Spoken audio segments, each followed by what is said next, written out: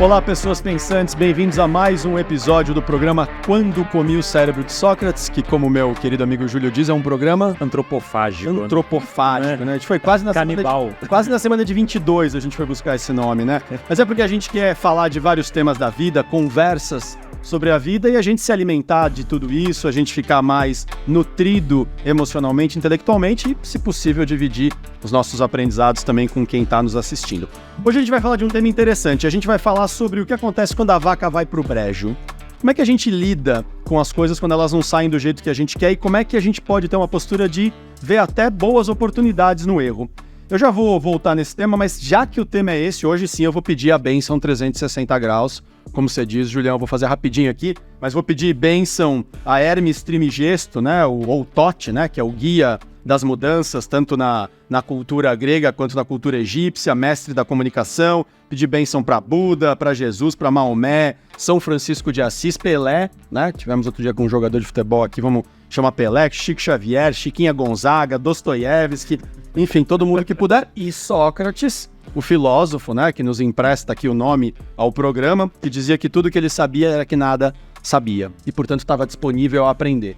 E se está disponível a aprender, inevitavelmente, enquanto aprende, vai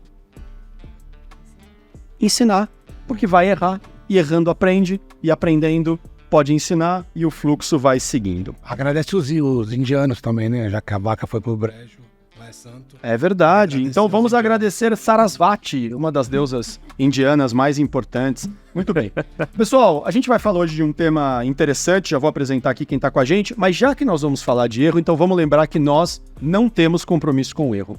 Porque às vezes a gente está falando aqui naturalmente, o programa, mesmo sendo gravado, a gente quase não edita, né? A gente quase, muitas vezes até... A gente nunca edita. Corta o começo. Cortou nada, né? O que saiu é o que saiu. No começo, quando a gente vai falar olá, volta, né? Não é o caso. Mas... Tem 2 minutos para errar, e depois segue em frente. Isso. E às vezes a gente pode falar uma coisa que até seja preconceituosa, a gente pode errar, às vezes, uma informação, e sempre que alguém nos alertar que a gente errou, como a gente Por favor, não alerte, tem... né? Aliás. Exato, não temos compromisso com o erro, a gente vem aqui, pede desculpa, corrige, dá a informação correta e vida que segue. Bom, mas a vida vai seguir hoje com uma convidada especial, que junto comigo, Danilo Afonso, com o nosso, como é que é? O Samurai Pacífico. Samurai da Paz, Samurai Pacífico. É isso aí. Pailu Soares e com o nosso imperador da biologia e da arquitetura, Júlio César, vai nos ajudar aqui a destrinchar essa questão. A história é longa. Do que é essa história?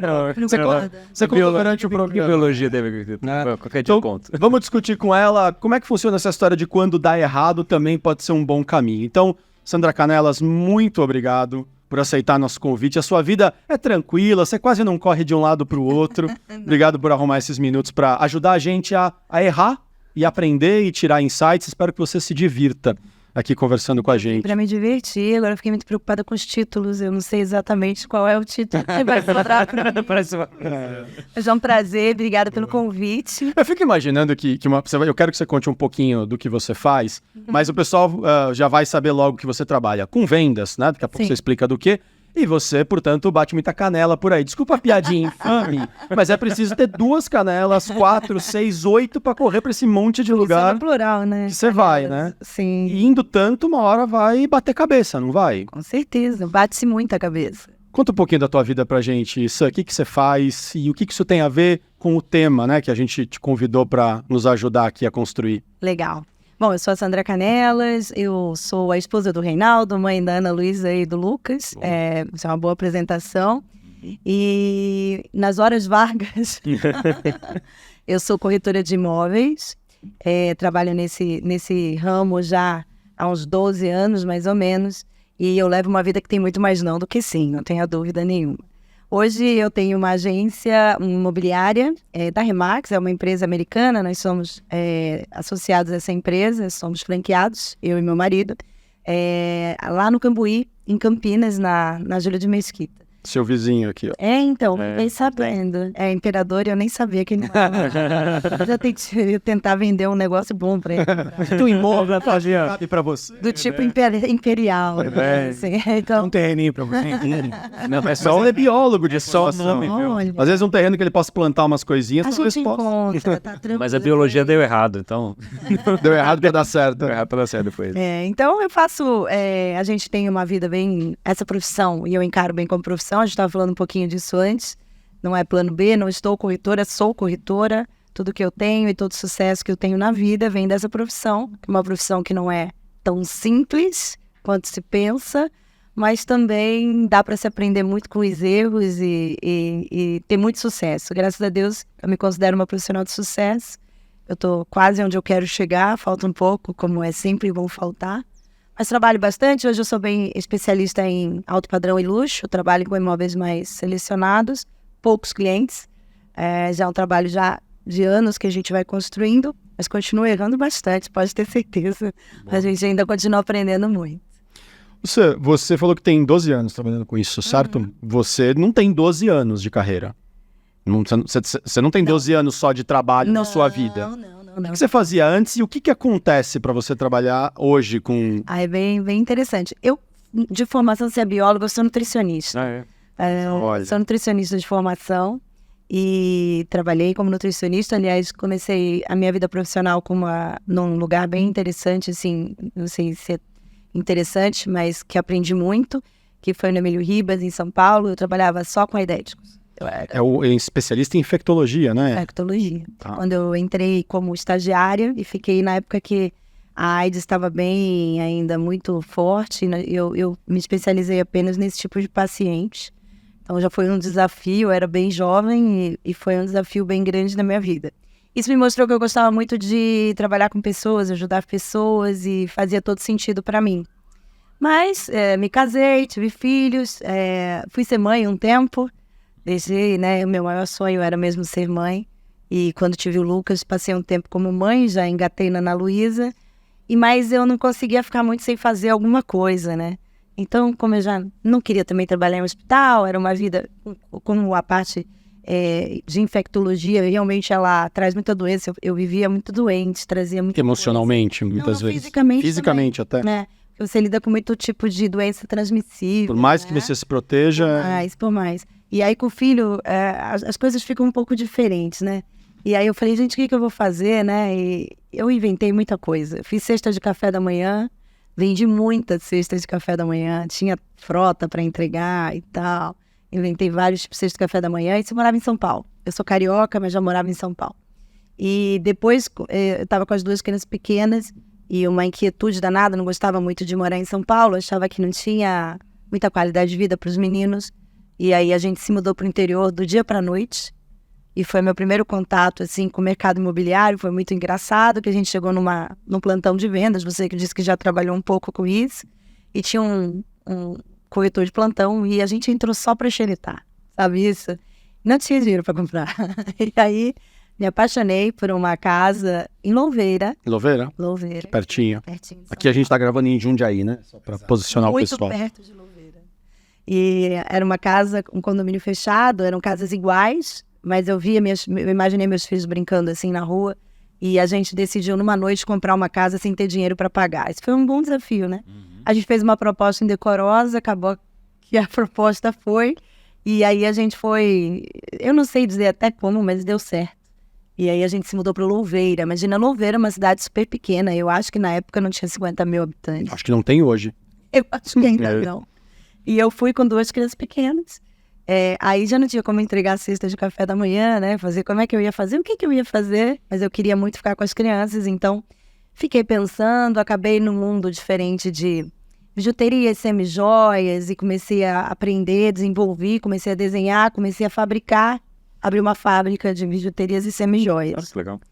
E abri duas lojas, uma em Vinhedo, que é a cidade do lado, uma em Louveira, e comecei a trabalhar por atacado, para vender para lojistas, né?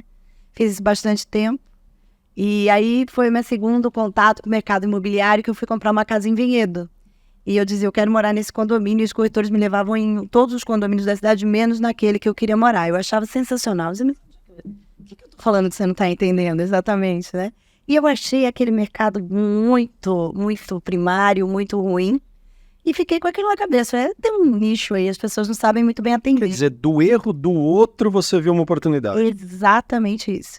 Fiz que eles não sabem muito bem atender. Mas eu estava em outro ramo, aquilo, comprei a minha casa, etc.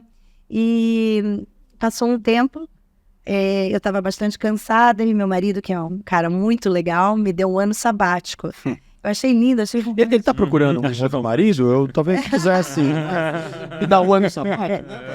Um ano sabático, eu falei, Jesus, que maravilha, um ano sabático, os meninos já estavam maiores, e eu só imaginei a expectativa realidade. Eu ia correr, eu gosto de correr, 10 km por dia, pegar a minha cadela, a labradora Meg, que era a minha cachorrinha, vamos correr junto, e aí eu vou fazer isso, fazer aquilo. Bom, fiquei uma semana em casa, minha ajudante, que ajudava no serviço de casa, se demitiu, porque eu não estava acostumada a ficar com ninguém em casa. Não aguentou. E aí eu comecei a pensar o que eu ia fazer. Eu passava o dia inteiro fazendo torta, fazendo soufflé, fazendo comida. E eu Mas e as joias nessa época? Você deu uma parada mesmo? Eu fechei mesmo. E foi um ano sabático. Eu não ia pra Você tirou mesmo, não foi simbólico. Não foi simbólico. A gente fechou o negócio e a operação, eu fechei a operação.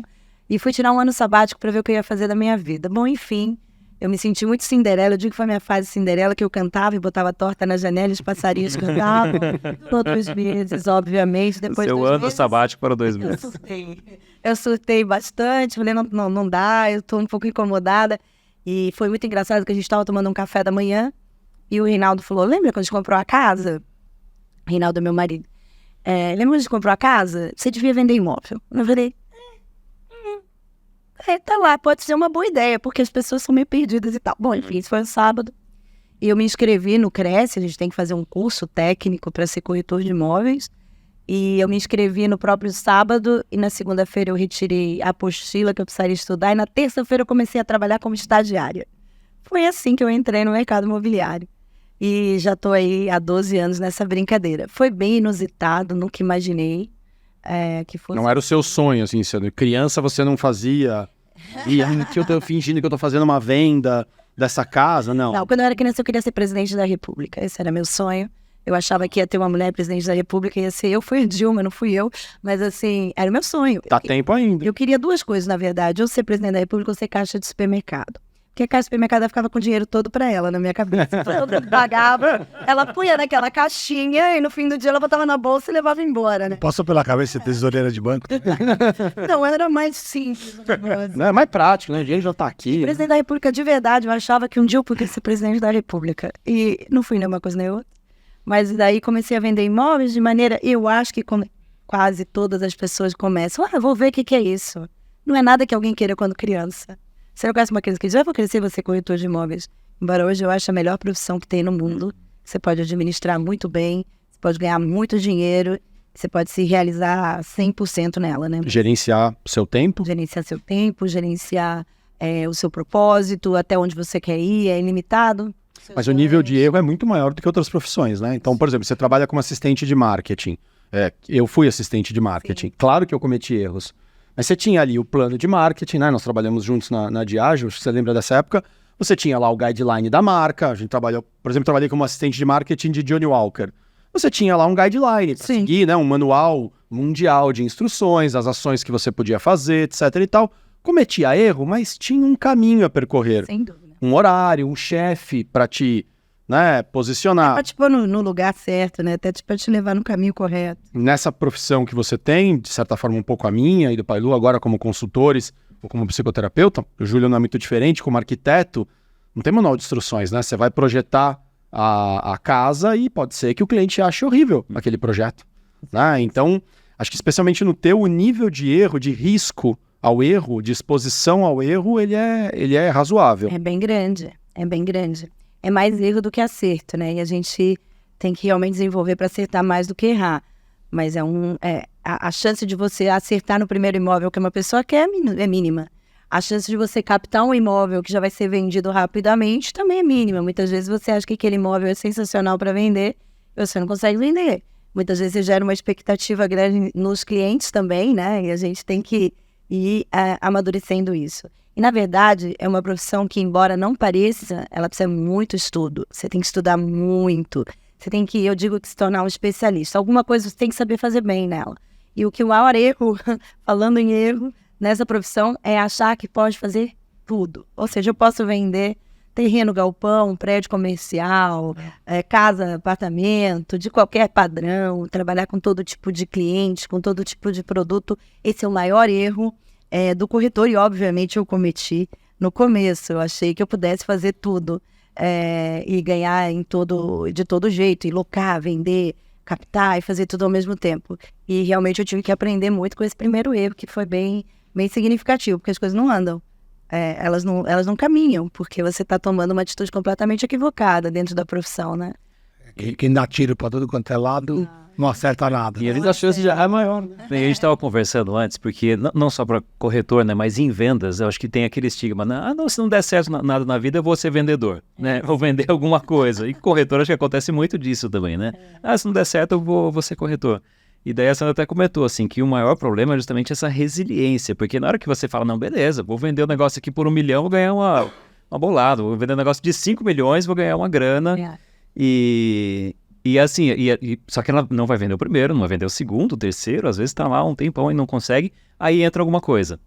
E se a pessoa não souber administrar os outros vários nãos que ela vai receber depois, é nisso que as pessoas se perdem e vai fazendo a peneira aí de outras pessoas, né? E esse trabalho, dentro da minha profissão hoje, eu tenho uma parte de formação. Eu formo novos corretores, né? Com o tempo eu fui adquirindo essa habilidade, vamos dizer assim, que foi algo que eu nunca sonhei na vida. E, de repente, pelos meus resultados, eu comecei a ser chamada para mentorar outros, ajudar e dar cursos, etc. E isso tornou uma outra parte da minha vida profissional. E eu digo para os meus alunos, né, vamos dizer assim, que o não é libertador. Você sabendo ouvir bem o não, ele te liberta, porque você tem condições de optar, né? A gente tem essa mania de tomar o não como negativo, o erro como algo ruim, como algo que é negativo. E eu realmente encaro completamente diferente. Quando o erro vem, ele vem para a gente fazer alguma coisa melhor. E não adianta fugir, ele vem. Ele vem. Isso, a vida é caos. Eu acho essa frase uma frase libertadora também. Você fala assim, pô, como ela é libertadora? Ué, porque é verdade. A vida é caos. O que a gente controla na vida? A gente não sabe nem o tempo da vida que a gente... E mal é mal, né? Porque a gente não sabe quanto tempo a gente vai viver. Eu posso fazer um PET scan e saber se eu tenho alguma doença. Então, você vai saber se você tem. Mas você não tem como garantir que não terá. Né? Então, a gente quase não controla nada. Né? A gente vai sair na rua... controla as nossas decisões e... Basicamente isso. Né? As escolhas que a gente faz. Agora, nem os resultados a gente consegue controlar Muitas dessas vezes decisões, né? Não depende só de mim, né? Lógico. Você ia falar alguma coisa? Não. Não, eu ia perguntar para ela, que ela trouxe que no início você começou a tirar para tudo quanto é lado. Então, galpão, aluguel, casa de pequeno porte, casa de grande porte. E foi percebendo que esse modelo de negócios não ia dar certo. E o que te levou aí para o que você faz hoje, que é casas de alto padrão, né? Na verdade, as experiências começaram a acontecer, eu comecei a ver o que eu me identificava mais. E eu acredito que meu trabalho tem muito a ver com posicionamento de marca pessoal. Então, como eu moro em condomínio, eu lido com casas maiores, em condomínio fechado, numa cidade que tem um nível de vida um pouco maior do que o Brasil, vamos dizer assim, né? A gente tem lá um DH muito alto, pessoas com bons recursos financeiros e todas elas estão dentro de condomínios e os clientes compradores vêm atrás desse tipo de produto. Eu comecei a me concentrar no que eu conheço, que é o que faz parte da minha vida diária.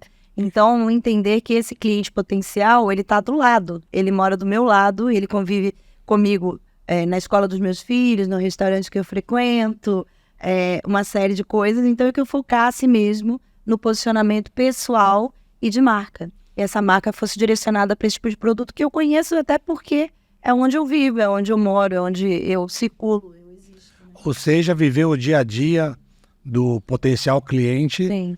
Te deixava com uma possibilidade de ter mais empatia por ele. Sim. E aí, consequentemente, você conseguia ser mais assertiva. Sim. Na tomada de decisão ou direcionamento para comprar, efetivar uma venda, né? Uma coisa que para mim foi muito importante também, né, dentro dessa coisa de vender, desse nicho, eu sei vender.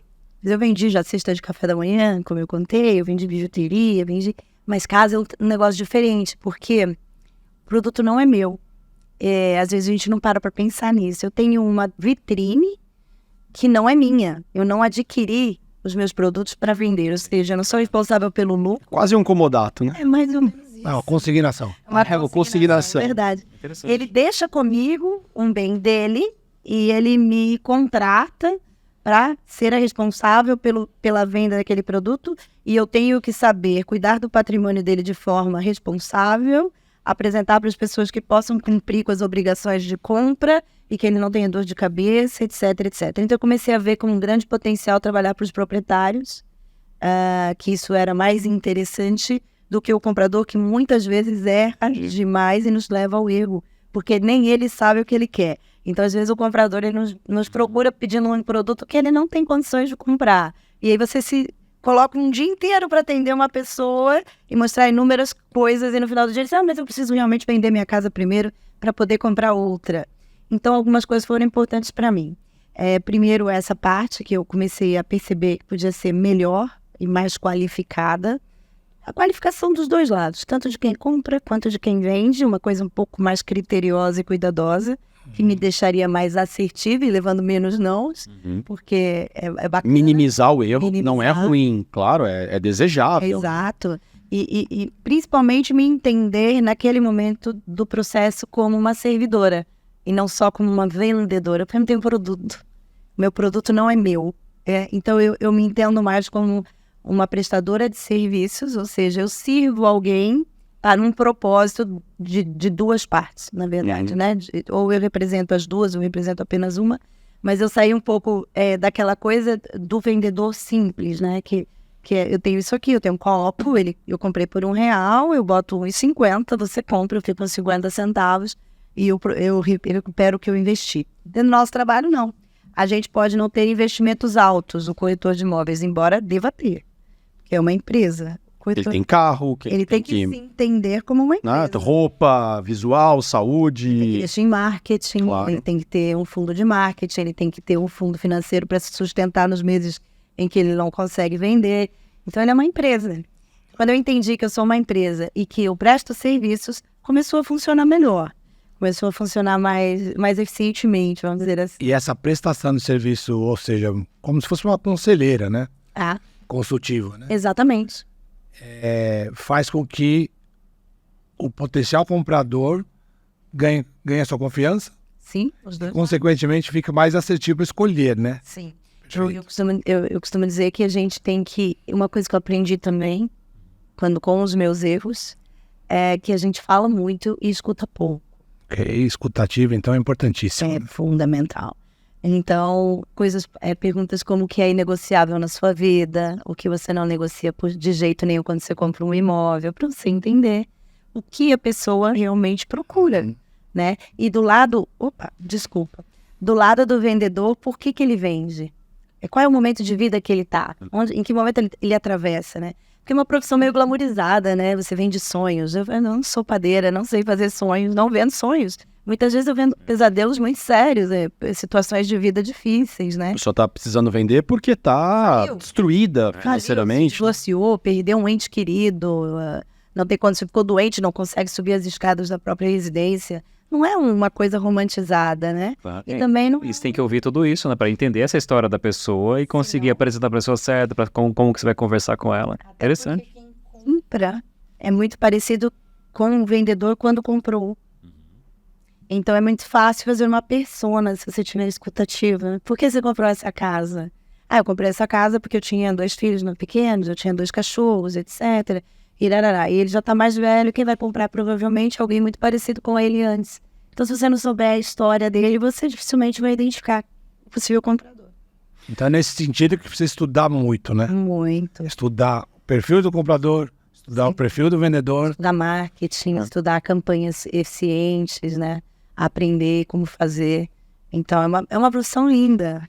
As pessoas não dão muito valor, mas é lindo. E eu acho que você tá querendo ser terapeuta, hein? Eu tô achando que você tá querendo vir pro meu lado Não aqui, deixo hein? de ser. Eu acho que tá querendo... Eu vou ensinar umas técnicas pra você. Se eu não sou, se eu sento na casa de um cliente, eu escuto a história dele. Você, na própria casa dele, você começa a ver um pouco da história dele. Visualmente, A história dele tá ali, É né? fundamental. Tem, pra criar. tem imagens, tem fotos, não tem. É uma casa colorida, é uma casa com menos cor. Tem luz, não Tem luz, não tem. flor. Leituras não verbais. Leituras não verbais. São extremamente importantes. Quando a gente pensou nesse tema, um dos grandes receios que eu tinha é que a gente não ficasse enaltecendo o erro, né? A gente até falou agora há pouco, claro que minimizar o erro é absolutamente desejável. Eu saio de casa de manhã, não quero bater meu carro, Claro. então eu dirijo com atenção para tentar voltar para casa com o carro intacto. Mas pode acontecer, né? O erro, pode acontecer o acidente. Eu acho que o maior objetivo aqui era, primeiro, naturalizar o erro, porque ele é natural, né? Eu acho que mais do que discutir se ele é normal, porque o conceito de normal é perigoso. Mas a gente pode discutir o conceito de natural. É natural errar? Claro. Agora, o que fazer com isso, né? Enquanto você estava falando, eu anotei aqui quase que um esqueminha, né? Não sei se faz sentido, mas que é o seguinte: quem não quer errar, e seja por que motivo for, ou por arrogância, ou por orgulho, ou por vaidade, ou por puro medo, né? Outro dia eu citei esse livro, outro dia eu vou citar de novo, A Bailarina de Auschwitz, eu estou gostando muito de ler, e uma hora ela fala que quase, e é verdade, que quase todas as emoções se reduzem a 4 grandes contextos, né? Tristeza, medo, alegria e raiva. É isso. Né? No geral, quase tudo gravita em torno desses 4. Às vezes eu não quero errar porque eu tô com medo, às vezes eu não quero errar, né, porque eu tenho raiva de alguém me criticar e por aí vai. Bom, mas quem não quer errar, não se abre. Não se abre para a possibilidade, porque o erro é natural. Bom, mas se é natural e a chance de acontecer é grande e eu tenho medo, eu não me abro. Muito bem, qual é o problema disso? O problema disso é que quem não se abre, não coleta. Se eu não me abro, se eu não estendo meus braços, se eu não estendo a minha visão, se eu não estendo as minhas experiências por medo de errar, eu não coleto. E qual é o problema disso? É que quem não coleta, não aprende.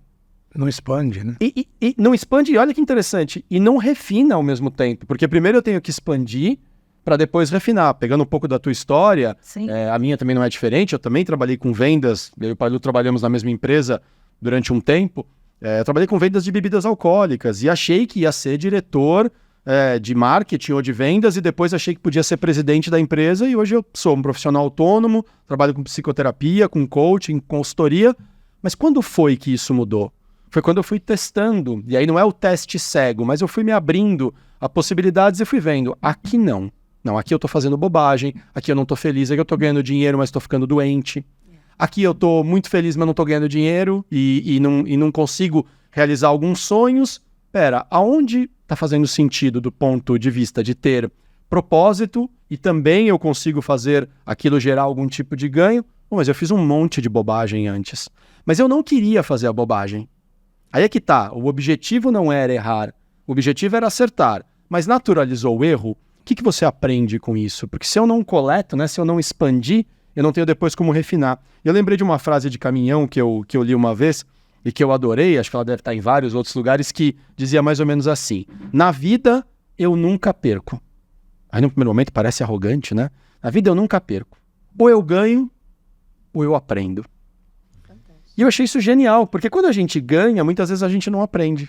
A gente tá tão extasiado, né, com o acerto, com a conquista, que às vezes a gente não gera aprendizados. Às vezes a gente nem sabe por que acertou.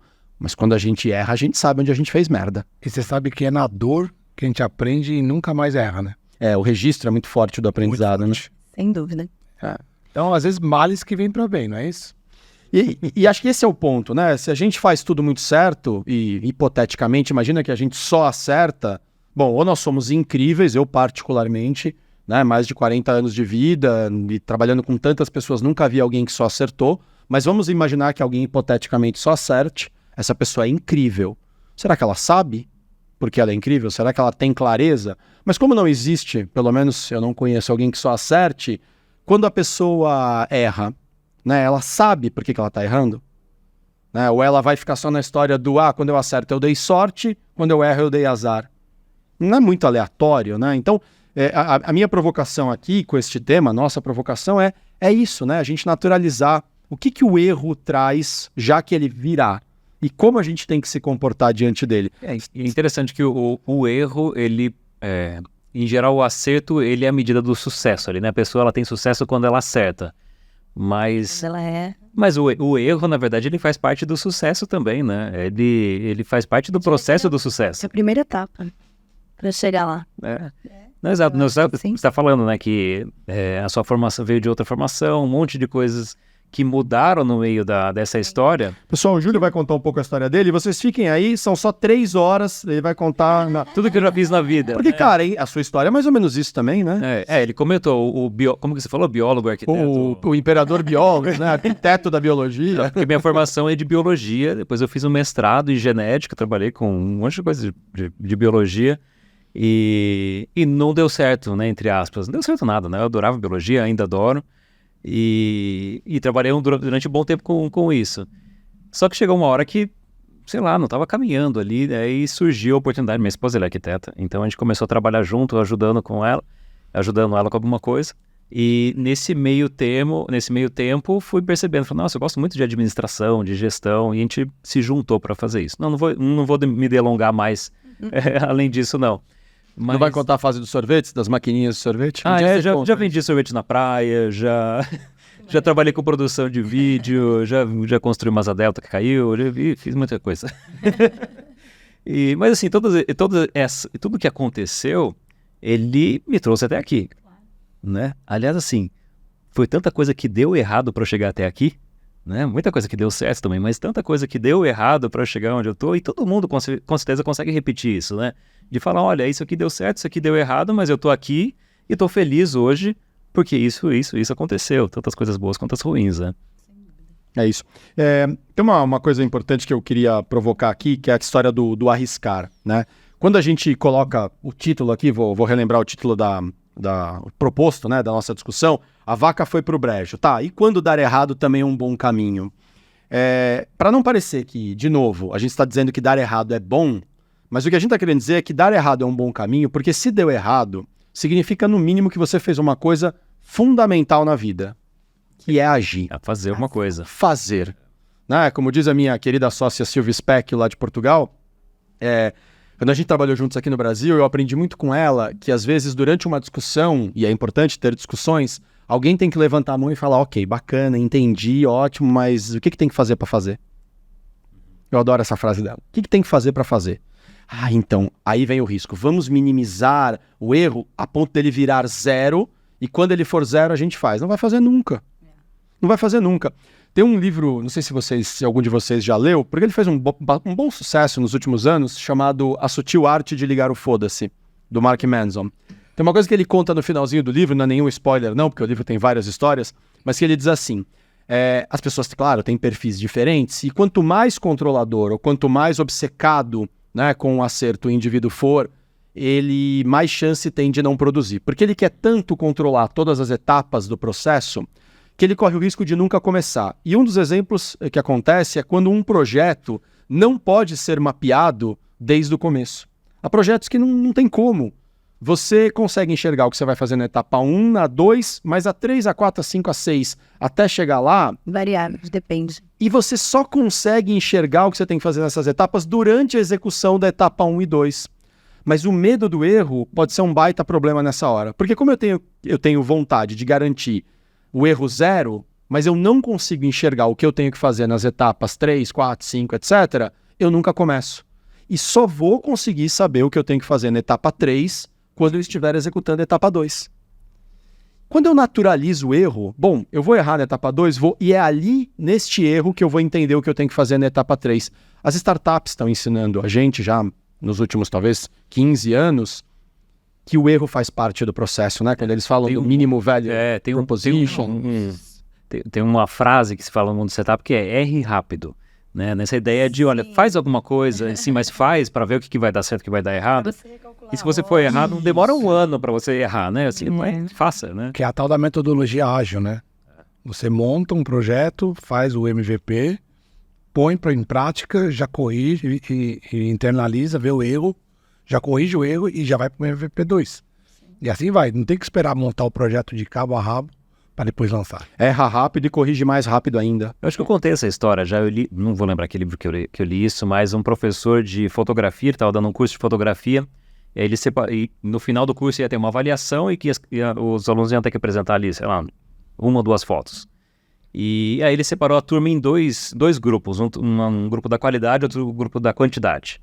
E a ideia era mais ou menos o seguinte, metade da turma vai tirar uma ou 2 fotos ali que vai ser a foto perfeita. Ele não precisa apresentar mais nada, não precisa fazer mais nada, mas durante o semestre inteiro ele ia trabalhar no conceito daquela foto e apresentar o trabalho no final do ano lá do curso.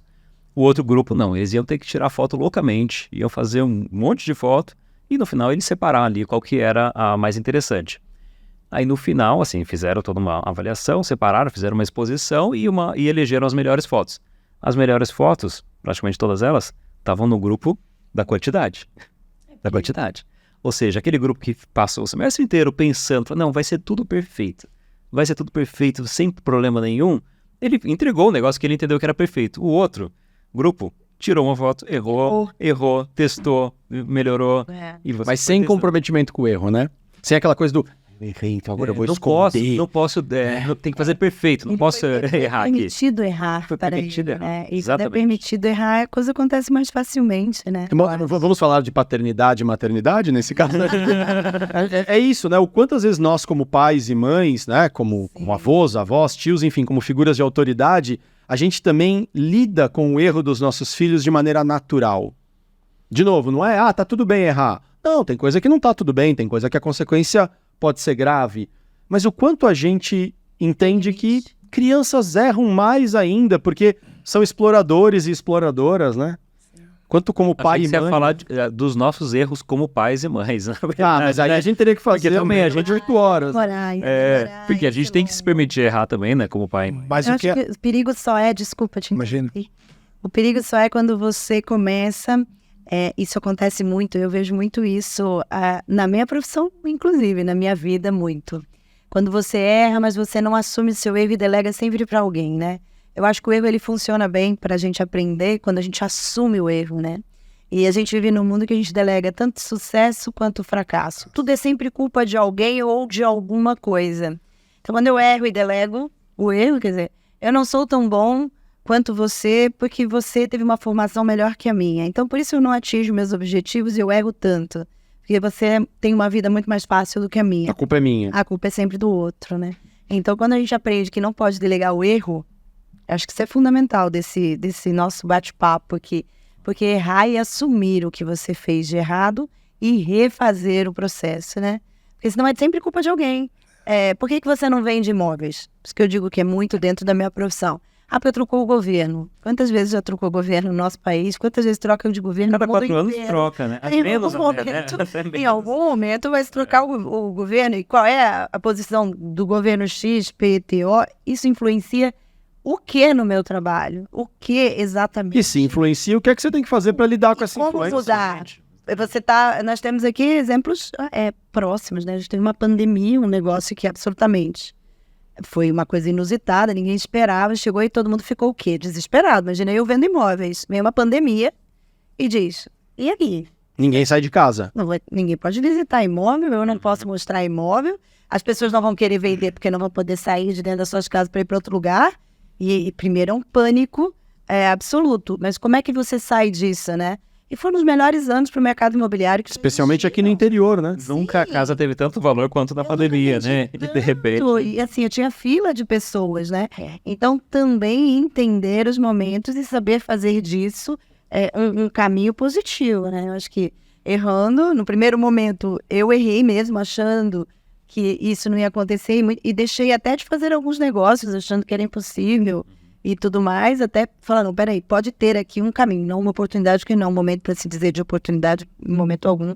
Foi um momento terrível da nossa vida, da história das pessoas, mas entender que ali tinha um caminho. O mercado está ruim, tem muita casa para vender, tem pouco comprador, entenda isso, não bote a culpa no mercado, né? E assuma seu erro e diminua o valor da sua casa. Simples assim. Não tem muito como fugir disso, né? Não é culpa do corretor que você não está vendendo. Sim. É culpa do preço da sua Enquanto a gente tentar encontrar um culpado, é sempre não anda, né? não anda, não aprende, né? Assuma e segue em frente. E tem uma outra coisa super legal em assumir culpas, né? Se você errou e assume a culpa, perante a interlocução, você ganha credibilidade. Não tenha dúvida. Né? Assumir o erro é extremamente importante. A vulnerabilidade tem se mostrado, né, ultimamente, especialmente quando ela é verdadeira, ela não é uma máscara social, mas ela tem se mostrado um elemento de conquista da credibilidade, porque existe uma coisa que não dá pra gente contornar e evitar, porque porque é uma verdade universal, que é de novo, vou falar da verdade, que é o fato de que a verdade é inexorável. A verdade não estraga. A mentira, ela vai durar até o momento em que alguém desvendá-la, em que alguém expô-la.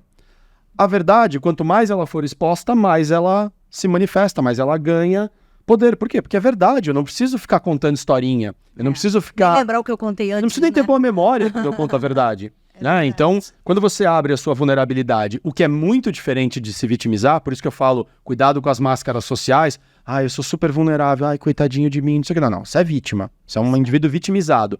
E às vezes nós somos vítimas mesmo. Eu gosto muito de deixar claro que em muitos momentos nós somos vítimas de uma situação, mas em muitos momentos nós escolhemos continuar vítima daquela situação mesmo quando ela já acabou. A famosa história de que a dor muitas vezes é inevitável, como a dor da perda de alguém, ou de uma tragédia, ou de um problema financeiro gravíssimo. A dor é inevitável. Agora, o sofrimento, ele é opcional a partir do capítulo 2. Acho que ser vítima, ok. Vitimizar é o grande problema. Lacan falava muito isso, né? Você falou essa história do erro e de como a gente lida com o erro. Jacques Lacan falava muito da maturidade como um elemento fundamental para o indivíduo não cair num processo perigoso de deteriorização emocional. Então ele dizia que na vida a gente tem que escolher qual vai ser o nosso papel. E a gente pode, por exemplo, escolher ter o papel de caçador de culpados. Esse papel é um papel muito exitoso. Então eu vou decidir aqui que a minha performance nesse episódio não foi boa, porque o Júlio me interrompeu 2 vezes e aquilo me deixou nervoso e a culpa é do Júlio. Pronto, eu tenho um êxito. Eu escolhi um culpado e tenho... Descansa nisso, né? Descanso nisso. E às vezes, mesmo que eu não tenha um culpado aqui, eu posso botar a culpa no divino. São Pedro mandou chuva bem no dia que não podia. O universo conspirou contra mim. E aí tem um êxito. Eu decidi que eu vou botar a culpa em alguém. Mas Lacan diz que isso é muito imaturo, por um motivo muito simples. No momento em que ocorre um erro e eu procuro o culpado do erro, mesmo que eu ache o culpado, e sempre tem, na pior das hipóteses eu ponho a culpa em Deus, o que o culpado merece? Punição. E você pune o culpado dando uma porrada na cara dele, entrando com um processo, ou pensando mentalmente, é um desgraçado, é uma filha da mãe e tal, e pronto, parece que eu puni. Legal, ok, achei o culpado, puni o culpado, e o problema?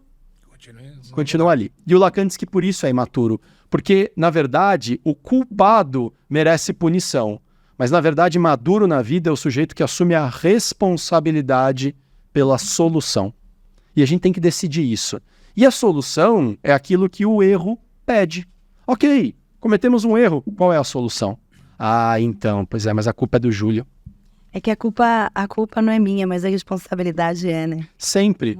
Como o próprio Mark Manson, na Sutil Arte de Ligar o Foda-se, faz uma brincadeira que parece inofensiva, mas ela não é nada inofensiva, porque ele diz, viu, tá visto, não dá pra desver. Você viu que alguém mexeu ali e não era pra mexer? A responsabilidade é sua. Não, mas não fui eu que mexi, não. Ninguém tá te culpando de ter mexido. Mas você tem que decidir se você vai botar...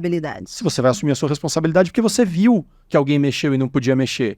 Mas o que você queria que eu denunciasse? Não, o que eu quero não tá em questão aqui. Eu mal sei o que eu quero pra minha vida. Mas você agora vai ter que decidir o que você vai fazer com essa informação, porque viu, tá visto. Né? Aliás, tem uma passagem minha no mundo corporativo, cara, com um distribuidor muito grande. Não cabe citar nomes, mas é bem interessante. E eu tinha passado um projeto para eles, e eles foram executar, e deu algumas coisas ruins. Muito ruins. E aí uma crise foi gerada, e uma reunião para discutir sobre o tema. Reservaram 2 horas para discutir sobre o tema. Quando a reunião começou, estava todo mundo cheio de pedra na mão para atacar em mim. E a pessoa começou a pontuar as coisas. Aconteceu isso, e que é que vai falar, não sei o quê. E como é que a gente vai conduzir e tal. Eu fiz assim. Eu errei. Como é que a gente faz para corrigir? Aí, silêncio absoluto. Pedras recolhidas. Todo mundo jogou as pedras no chão. Pô, a gente podia fazer isso, podia fazer aquele outro. Pô, conta comigo. Porque é isso, o erro pede uma solução. Feito aqui, ali. Aí, o que era para ser uma trocação de porrada virou um processo colaborativo. E a gente achou a solução em 30 minutos. E a reunião durou 1 hora no máximo. Tem uma palavra que nos persegue aqui nesse programa, e acho que vai nos perseguir pelos próximos 40 anos, enquanto a gente fizer o programa, chama-se equilíbrio. A gente fala do tema A, não sei o que, blá, blá, blá, blá, e em algum momento a gente chega na questão do equilíbrio. Aí fala do tema B, blá, blá, blá, equilíbrio. E acho que, de novo, o equilíbrio vem aqui, né? A gente não está falando, de novo, de buscar o erro, seria, de novo, eu já falei... Minimizar, né? De desconsiderar... Neuroticamente e tal, a gente quer acertar. Sim. Mas é entender que o erro vai acontecer naturalmente. E aí o equilíbrio entra exatamente nisso. Não é nem sair, né, querendo chutar qualquer coisa e não importa como errou. Não, ok, vamos ver onde é que a gente errou. Mas não é caçar os culpados e só ficar punindo. É o equilíbrio. Erramos, ok. Onde nós erramos e qual é a solução? Não é nem Homer Simpson, né? Aquela história do, tá bom, a culpa é minha e eu coloco ela em quem eu quiser. Né?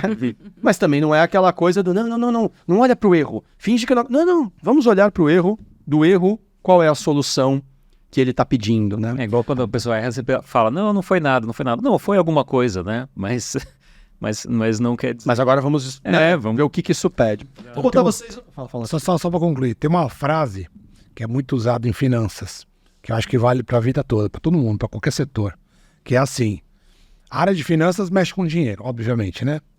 E tem que fazer escolhas. E às vezes você faz escolhas das quais não dão certo. E às vezes você fica insistindo nisso para tentar corrigir um possível prejuízo. Tipo jogador de pôquer. Sabe o que eles dizem? Zera a posição e começa de novo. É isso. O que é zerar a posição? Assume o erro, perdeu o dinheiro e coloca energia na coisa que você acredita que é certo. Olha, tem uma fábula, eu vou falar que é uma fábula, mas eu não sei se é porque eu já ouvi gente contar que aconteceu mesmo e só foi sendo depois um pouco mais dramatizada. Que diz que um cara trabalhava no mercado financeiro, em aplicações, investimento, não sei exatamente, fez lá um movimento financeiro qualquer e cometeu um erro que fez aquele lugar perder $1 milhão, sei lá, de dólares. E aí diz que na hora que ele realizou que ele cometeu o erro, ele já começou a pegar as canetas dele, as coisas dele, já pôr numa caixinha do tipo... E nisso o chefe começou a vir. E na hora que o chefe começou a vir, ele já começou a baixar a cabeça e tal. E no que o cara foi falar, ele disse, não precisa nem abrir a boca. Pô, não precisa nem falar. Já sei, já tô recolhendo minhas coisas, já tô indo embora. O cara falou, tá indo embora pra onde? Ele falou, não, já sei, perdi $1 milhão. É óbvio que eu vou ser mandado embora. Ele falou, meu amigo, você acabou de cometer um erro que custou $1 milhão. Custou $1 milhão para você aprender como não fazer esta merda. Então agora você pega esse aprendizado e vê se você recupera esse $1 milhão e ganha mais outro $1 milhão. Porque se eu te mandar embora, eu acabei de perder $1 milhão para nada. Sem retorno. Sem retorno. Você vai embora, inclusive, com Ou sem a aprendizado. possibilidade de retorno, né? Aí a gente vai, né, mais uma vez cruzando aqui assuntos, mas a gente vai diferenciar o líder do chefe, né? O chefe provavelmente ficaria putinho, bravinha. Quem é o culpado? Quem é o culpado? Pune o culpado. O líder, pera um pouquinho, qual é a solução? O problema tá aqui. Qual é a solução? A solução passa por pegar o aprendizado desse cara e aplicar pra gente minimizar agora o erro e recuperar. Assume que perdemos $1 milhão, agora precisamos ganhar 2, né? Então, eu acho que foi bom esse papo, mas eu quero ir terminando aqui, botando vocês numa saia justa. Eita. Queria pedir para cada um pensar aí rapidinho, e aí não vai buscar muito fundo não, vê o que vem na cabeça. Óbvio que eu, como já pensei antes, já selecionei o meu. Qual foi o maior erro? Se não o maior, maior é muito exagerado, mas que grande erro, assim, que vocês cometeram na vida de vocês, que vem à cabeça de vocês rápido e que disso gerou alguma coisa, mesmo que você tenha tomado um tropeção ali, mas que dali para frente isso gerou algum benefício. Alguém lembra uma história assim rápida? Você começa com eles, eu sou a convidada, eu vou ficar Fechou. Quer que eu comece? Isso. Vou contar um minutinho, rapidamente. Eu fui dar um treinamento para jovens aprendizes, portanto era uma molecadinha ali de 14 a 16 anos, numa empresa de projétil. Faz bala para revólver e tal. Um lugar super difícil de entrar por conta de todo o risco e tal. Bom, fui contratado para ir lá dar um treinamento sobre protagonismo. Estava acostumado a dar esse treinamento para adultos e provocar, porque é um tema que eu gosto muito, me sinto muito confiante de falar dele, porque eu acho que ele gera um benefício e eu, quando falo disso, cutuco mesmo. E lá fui eu falar e estava indo tudo bem e falando, só que essa fábrica fica numa região bastante pobre da Grande São Paulo e os jovens aprendizes eram de projetos sociais que ajudavam famílias que tinham uma condição de vulnerabilidade, então vinham de famílias economicamente mais simples. Bom, pois bem, tô eu lá falando tal, e em algum momento eles estavam curtindo, e aí eu me empolguei e cometi um dos maiores erros, né, da minha vida profissional. porque eu falei para eles, olha, se o seu propósito, você tem que ter foco no seu propósito e tal, mas caso alguém aqui ache que o propósito da sua vida é ganhar dinheiro, então eu tenho uma recomendação para fazer. E eu falava isso com adultos, tá? Lembrem-se, gente, eu cometi o erro porque eu esqueci que eu estava falando com jovens e de uma situação específica de vulnerabilidade. Falei para eles, você quer ganhar dinheiro mesmo? Então, ó, não se iluda. Se o foco da sua vida é ganhar dinheiro, vai onde dá dinheiro. Por exemplo, vender drogas dá muito dinheiro. Roubar banco dá muito dinheiro. Agora, é ilegal. Deixa eu lembrar. Só que nisso eu olho pra moça do RH e ela tá assim pra mim. E eu pensando, gente, calma, né? Só um exemplo tal. Bom, e continuei falando, bom, mas construí a minha história ali que era, olha, é óbvio que isso é ilegal e eu não recomendo você fazer isso. Mas a minha provocação é, não se iluda. Se você quer ganhar dinheiro, vai onde dá dinheiro. Não vem com um papinho mole de que, ai...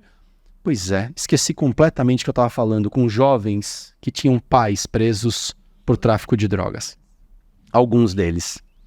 Pais presos que eventualmente, pais e mães, né, mas a maioria eram pais, que tinham cometido furto, enfim, algum tipo de crime, de delito.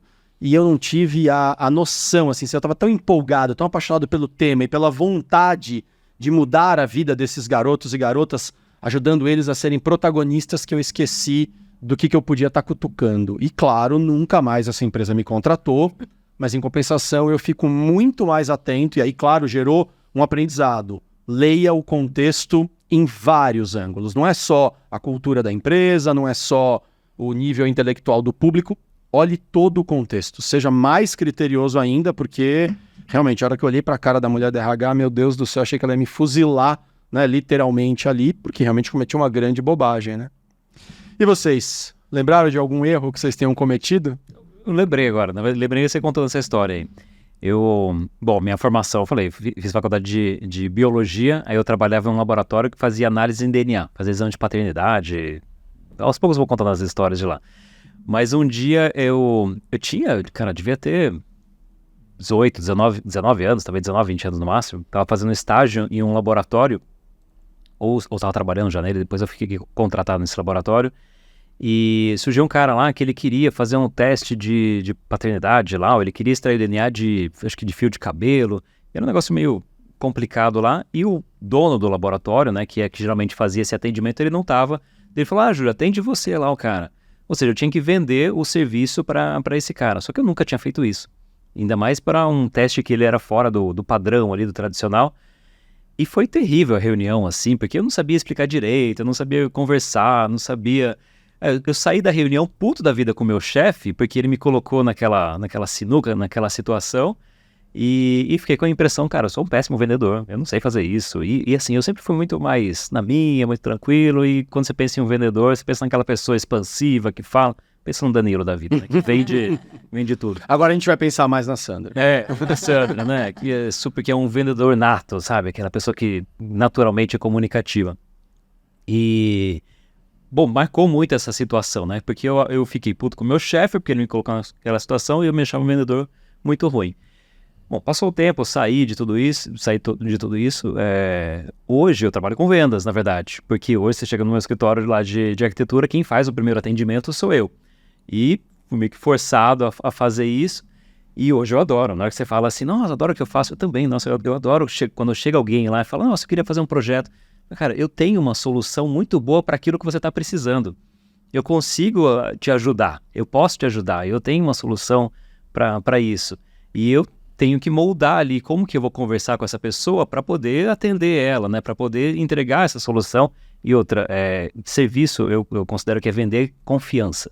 Né? Eu preciso que a pessoa ela confie em mim. Ela está chegando com alguma coisa que ela sozinha não sabe resolver, ela precisa de alguém que saiba. Então eu estou vendendo essa confiança.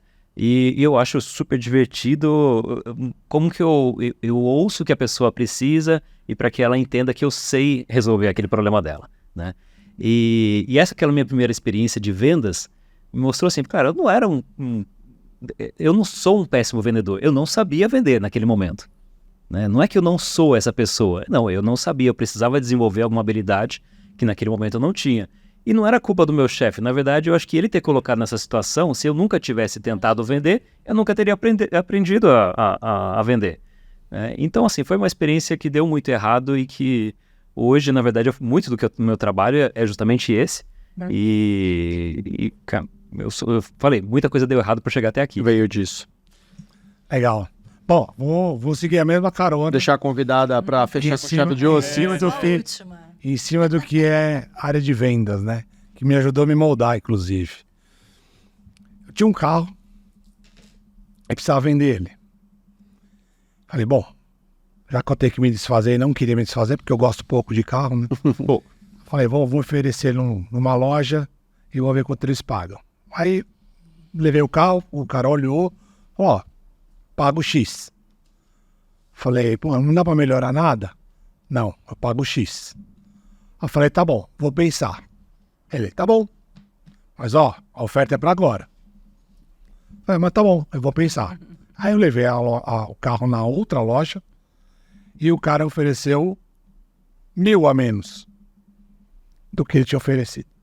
Aí eu falei, a primeira oferta era melhor do que essa segunda. Eu falei, vou pensar. Aí o cara falou, mas a oferta é pra agora. Tá bom. Já até vi, cara. Voltei na primeira loja e falei assim, já tive um comparativo, né? Você paga o X? Aí ele falou assim, não, eu falei pra você que eu pagava o X aquela vez. Agora eu pago 2.000 a menos. Aí eu falei, meu Deus. Bom, aquele pagou 9, né? Era 1.000 a mais. Então eu vou voltar lá. Voltei lá, agora eu pago 2.000 a menos. E nessa brincadeira, se o carro fosse 10, já tava valendo 7. Aí, o que eu aprendi? Que é uma brincadeira que a gente fala dentro da área comercial. Macarrão você come quente. A primeira oferta é a grande oferta. Ou você toma uma decisão e vende, ou você cai fora. Porque se você ficar tentando de pulo em pulo melhorar isso, a tendência é você não ter negócio.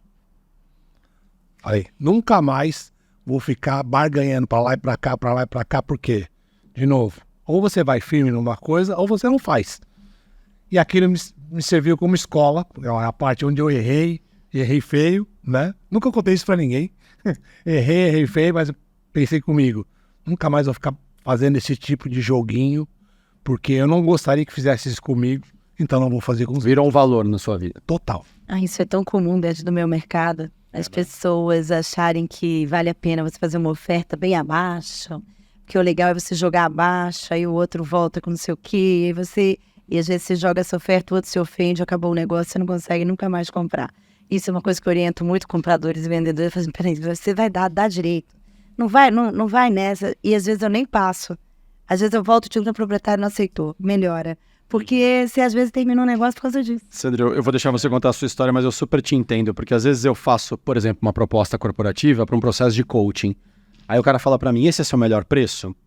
Eu falo para ele, cara, eu não tenho nem como mexer no preço, porque, primeiro, foi a mesma coisa que eu cobrei de um outro cliente, então, portanto, seria justo que eu fosse fair, ser justo com todo mundo.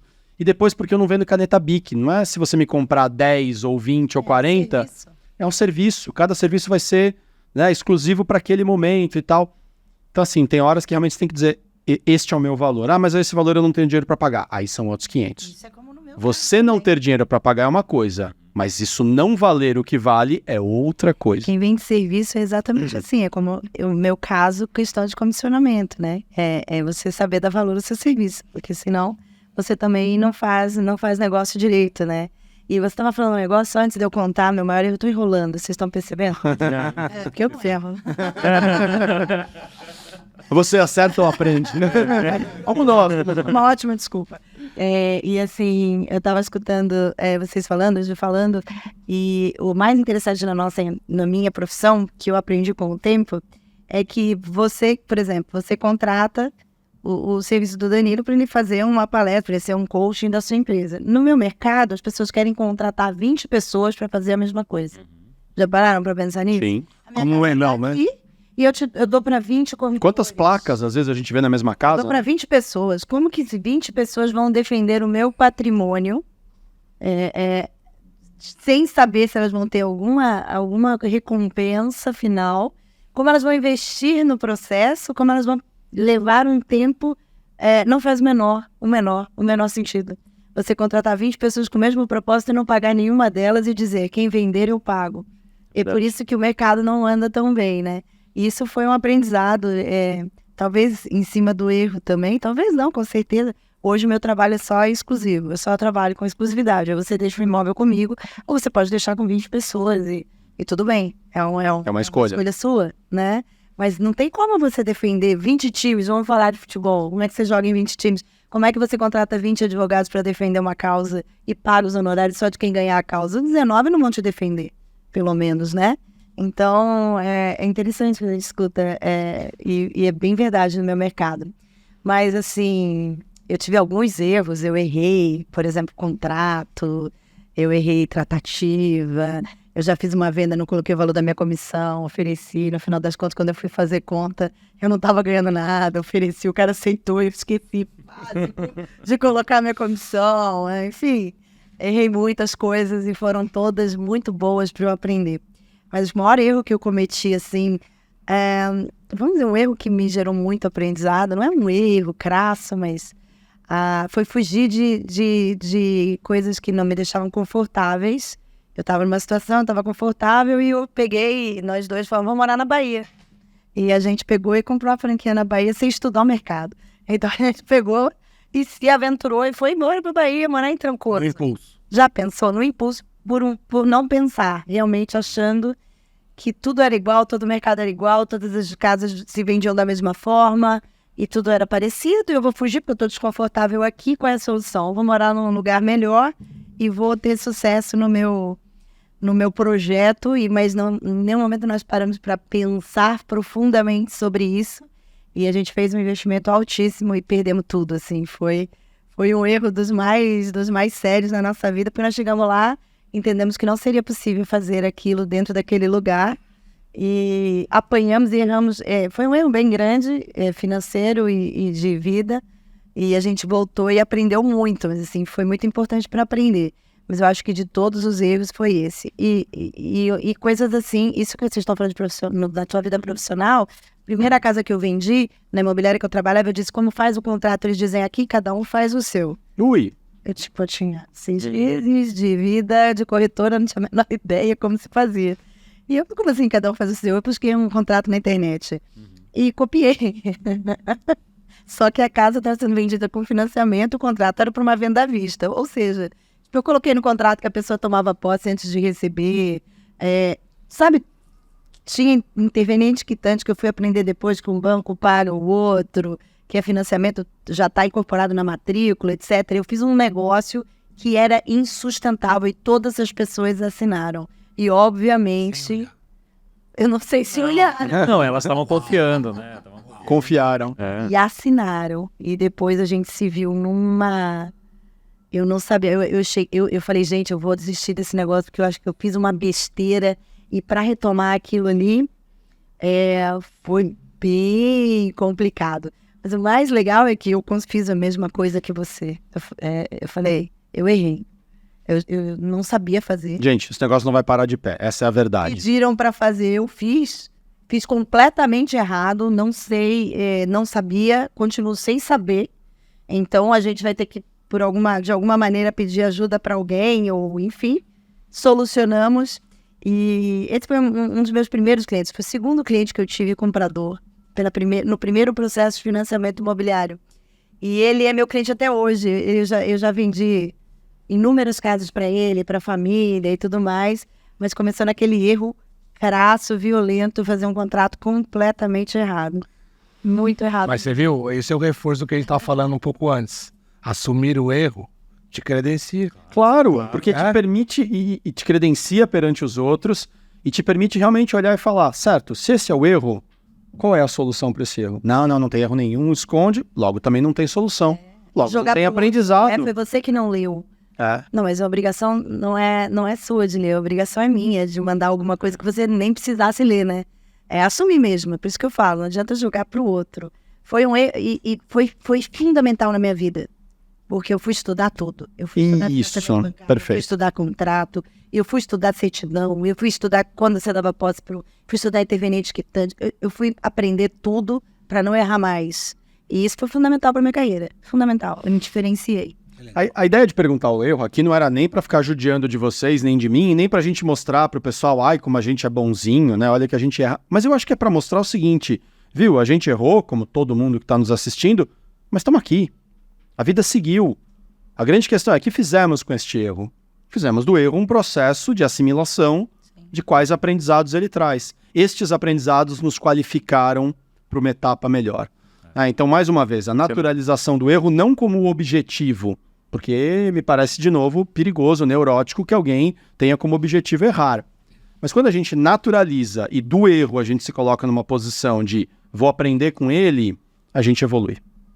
E acho isso muito bacana. Acho que isso por si só já é o que a gente pode fazer daqui para frente, né? Pois é. A gente sempre termina aqui o programa perguntando uns para os outros, tá, e o que a gente aprendeu com a conversa de hoje? O que vamos fazer DPF, daqui para frente, com esses aprendizados? Da minha parte é continuar aprendendo, né? Me colocar como um eterno aprendiz na vida e saber que dá medo de errar. Eu continuo morrendo de medo cada vez que eu vou fazer uma palestra de errar, de ser rejeitado, de falar uma bobagem. É tudo bem, mas a questão é, o meu comprometimento é com o erro ou é com o acerto? É com o acerto. Então, quando eu errar, eu aprendo e vamos logo pro acerto, vamos logo para a solução. Algum ponto que alguém queira deixar para finalizar? Acho que está bem colocado. Cara. Aprendeu. Vende o carro na primeira Errou. concessionária. A primeira oferta, que dizem é a oferta de Deus. Isso é muito bom. Gostaria que todos os meus clientes ouvissem isso. Veio proposta feita. Pode ser que não venha outra. Samuel, muito obrigado, viu, pelo bate-papo. Obrigado, você tinha dado pra fazer uns 20 programas aqui, hein? Puxa, eu fiquei bem satisfeita porque eu não tive que comer cérebros de ninguém. Eu tô para que venha a Lula Iguareta. Então. Mas você sai mais nutritiva, né? Se sentindo mais nutrida depois desse papo? Sem dúvida nenhuma, a gente ouvir, aprender com pessoas que têm vivências diferentes, pessoas que sabem mais em outros campos e na vida, e sempre trocar experiência é muito bom. Saio bem mais nutrida, sem comer nenhum cérebro, mas com o meu cérebro mais alimentado. E agradeço sinceramente o convite, foi muito legal, foi muito bacana. Eu tenho certeza que esse projeto de vocês só vai fazer isso, que é justamente disseminar bons assuntos e bons propósitos aí para as pessoas. Obrigado por temperar aqui o cérebro de Sócrates para todos nós nos nutrirmos. Pessoal, super obrigado. Obrigado, Pailu. Obrigado, Julião. Obrigado, Sandra. E obrigado a vocês que nos assistiram. Espero que vocês tenham se divertido. Mandem sugestões de temas nas redes sociais. Mandem pra gente pelo Instagram, pelo TikTok, né? Por onde vocês nos encontrarem, YouTube. Podem deixar lá comentários que a gente vai capturando. De repente vem a ideia aí de um tema que a gente não tinha pensado e a gente traz aqui para discutir. Muito obrigado, turma. Obrigado a todo mundo. Até o próximo episódio, a semana que vem, de Quando Corria o Cérebro de Sócrates. Valeu! Tchau.